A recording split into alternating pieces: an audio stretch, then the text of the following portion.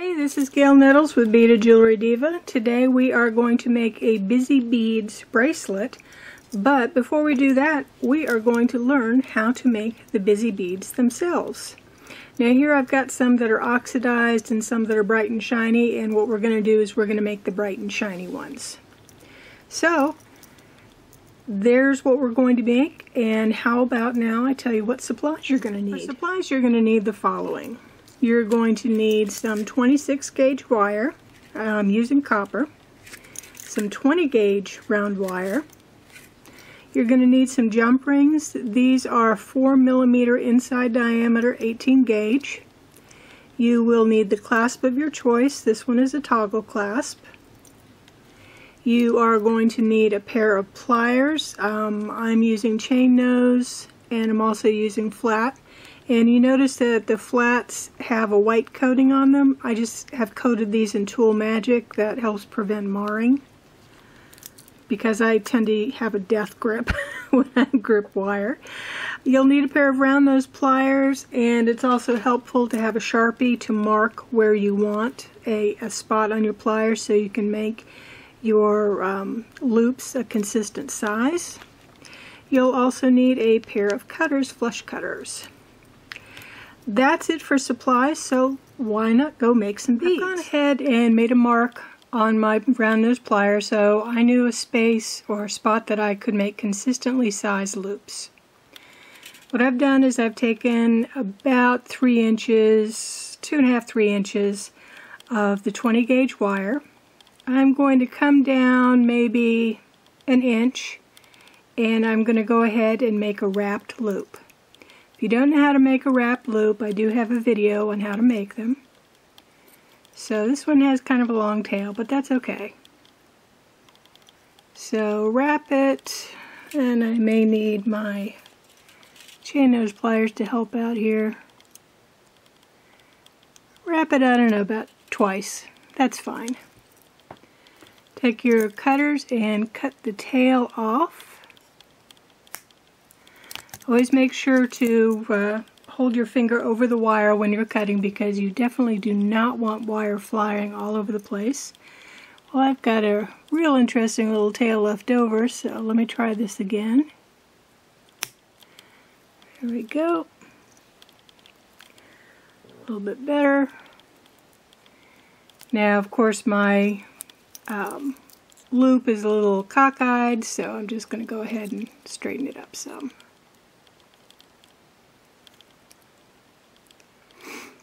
Okay, so I've got a loop, I've got my the rest of my wire. What I'm going to do is I'm going to come down to roughly the same. I'm going to have about an inch left over here.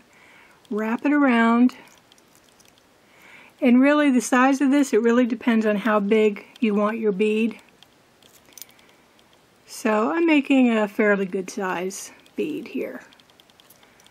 Okay, going to want to go ahead and make another wrap loop.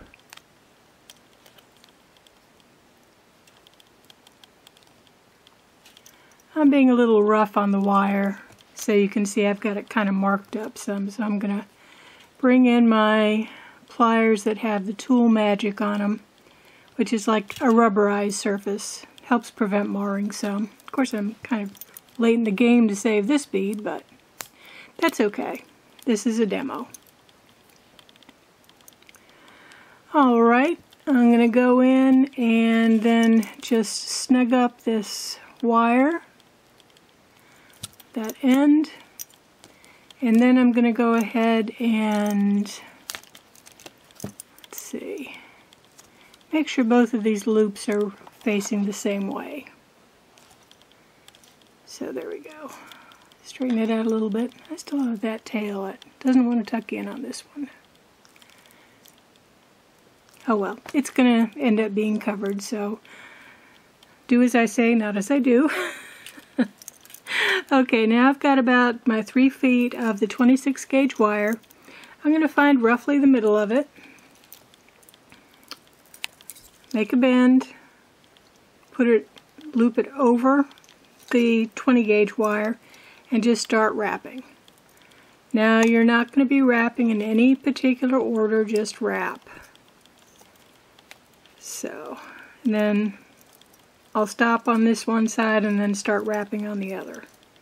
So you've got two ends that you're just going to work with, and you're going to wrap. Now, don't bother being neat. This is a busy bead bee, so, or busy bee bead, I'll get that right. So the whole idea is that it's going to look organic. So some of the wraps can be a little on the loose side, some of them can be tight. You just want to make sure that you don't make it too loose, because you don't want the wires catching on anything. So try to keep it more or less even. And by the way, I say use 3 feet of wire. You can use 4 feet, 5 feet, 2 feet. It all depends on the size of your bead and how thick you want your bead. Okay, now I've got just a little bit of tail left. So what I'm going to do is I'm going to put it through the eye. And I'm going to wrap it down real tight.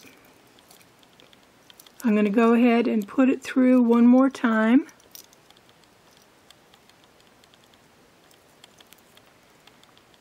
And pull it real tight. Oops. And if you did like I do and you pulled it up, you can just scooch it on down.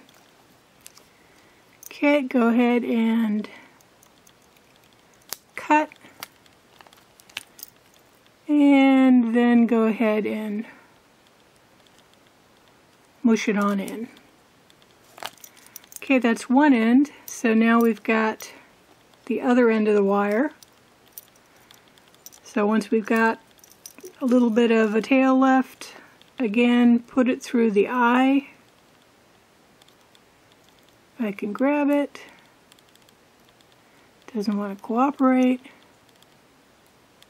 Story of my day. Okay. Now this one I didn't really have enough to go around a second time. So what I'm doing is, this is pretty tight, but I'm going to bury this end in. I'm going to tighten it down real tight. So, and then rub your finger on it to make sure that it's not going to come undone or you don't feel any sharp spots. Well, that's it. That's your busy bead. These are great stress relievers, trust me. Okay, so what do you do with these beads? Glad you asked. I've started making a bracelet with them. Now, as you can tell, I did oxidize these. So what I did is I made a bunch of these and I dropped some in the liver of sulfur and then just hit it real gently with a polishing cloth. So I've got both the oxidized and the shiny. So I'm going to go ahead and finish putting this together for you. So what you need are jump rings, and what I've been using is I use 2 jump rings per connection.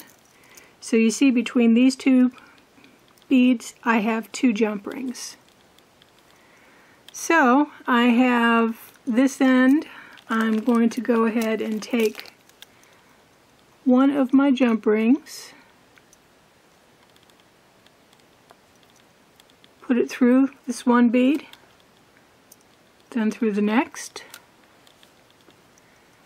and hopefully it will stay on for you.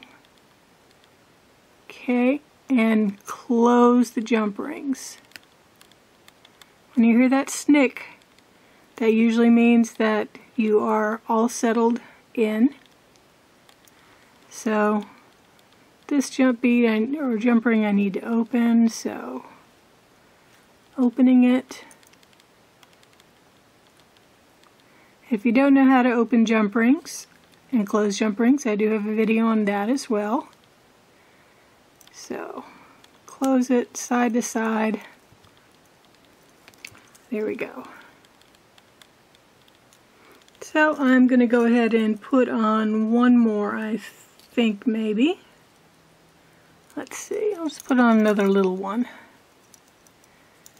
And maybe that one's a little too little. And I'm just trying to decide how big this has to be. I'm going to go back to the little one.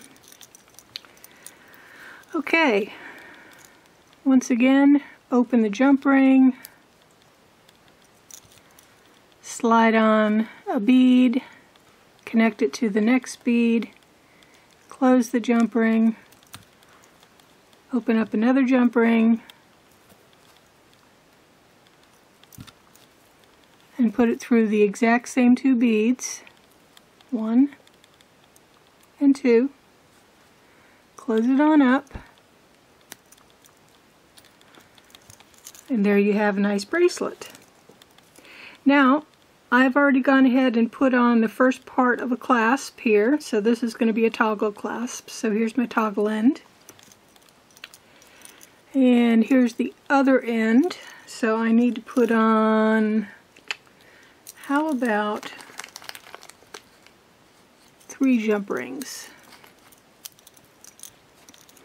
And the reason I'm putting on 3 jump rings instead of just 1 like I did on this end is because I want to have a little play on the toggle end of this, because your toggle has to come up through the clasp circle end and then back down into it, and you need a little bit of play. Well, you'll see what I mean.